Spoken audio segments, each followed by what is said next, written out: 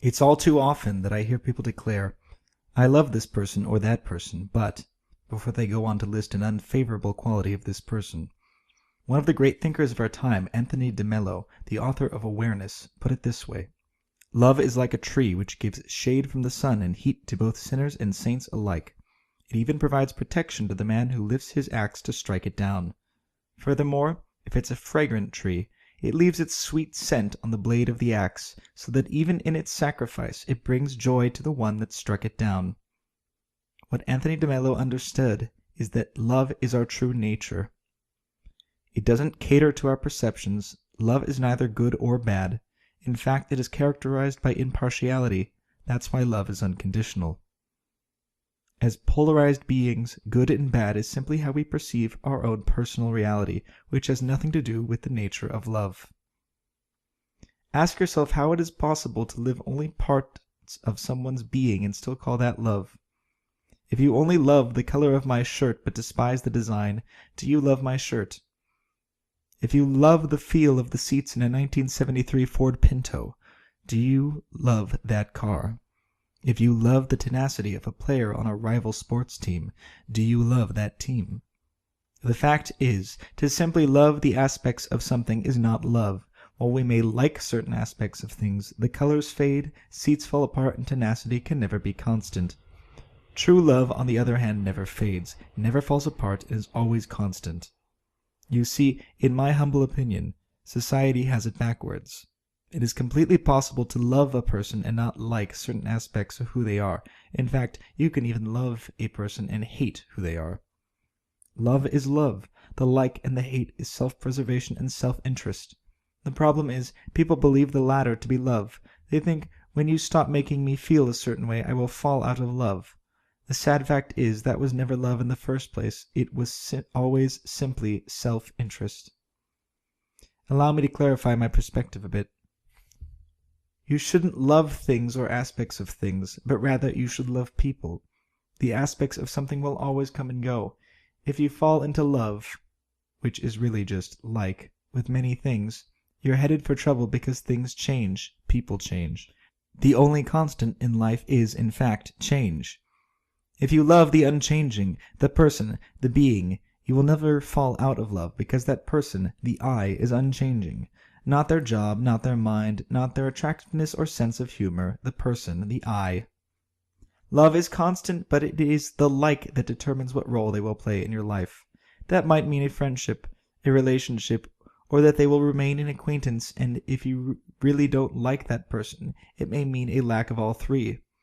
This part, no non-love part, of a relationship is based on things. People too often view love as an entitlement. They think, if I love you and you love me, I am entitled to this or that. That's simply not the case. And I need to remind you that expectation is the mother of all disappointment.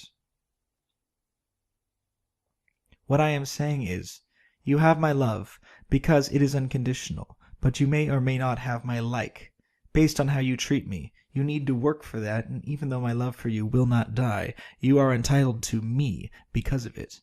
I love you. I don't just like you. You see, in the real world, you have to work at your relationships. The fact that I love you doesn't mean you get a free ride.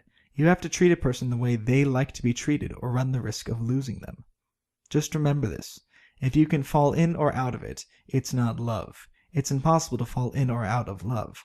You only become more or less aware of its existence. What most people are really trying to say is, you can fall in and out of like. Love is unconditional. It's the like that is conditional. Here's a visual of what I mean. Imagine you are the center of your own little world. In this world exists everything that makes you, you. Health, money, emotions, joy, happiness, spirituality, time, efforts. They are all in your world, and everyone has their own. Love is the gravity between these worlds. Love is unity. Love is unity. Oh, did I say, love is unity. Where people get confused is that we see each other as separate, but that's not the case. Our worlds always collide, but we are unaware. Watch the movie Crash in the context of this post. We are not aware of the impact we have on other people's worlds until we crash into them. Study chaos theory. You'll see everything is interconnected in this thing we call reality. An example would be the butterfly effect. A butterfly flapping its wings in Southern California can cause a typhoon in Japan. Watch that movie. That's what it's all about. Everything you do, say, or think has an impact on the shared reality, no matter how small. As I said earlier, if you can fall in or out of it, it's not love. It's impossible to fall in or out of love. You only become more or less aware of its existence. That's because love, unity, is like gravity. It's relative. While the Earth's gravity has an impact on Pluto, it will have a greater impact on the moon. Make sense? Most people only find love, unity, with lovers, relatives, and a few close friends. That's because they see themselves as separate from the shared reality. Because of it, they confuse love with like. They don't love themselves, find unity within themselves. So how could they possibly love someone else? Once you see love for what it is, your world becomes transformed. You see that everything and everyone has their place, and although they may not like someone's actions, they most likely acted that way because they too don't understand the nature of love, unity. Remember that like is all about self-interest and self-preservation. They are simply confused, as most people are. Back to our example. Your world includes your health, money, emotions, joy, happiness, spirituality, time, efforts. It's what gives you your you-ness. Here is where the term like comes in. Your world includes a balance sheet, and when you share your world with someone, you share part of you.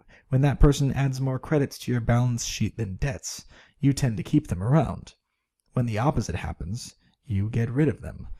Love, unity, is still there, but the like is gone because your world is being threatened.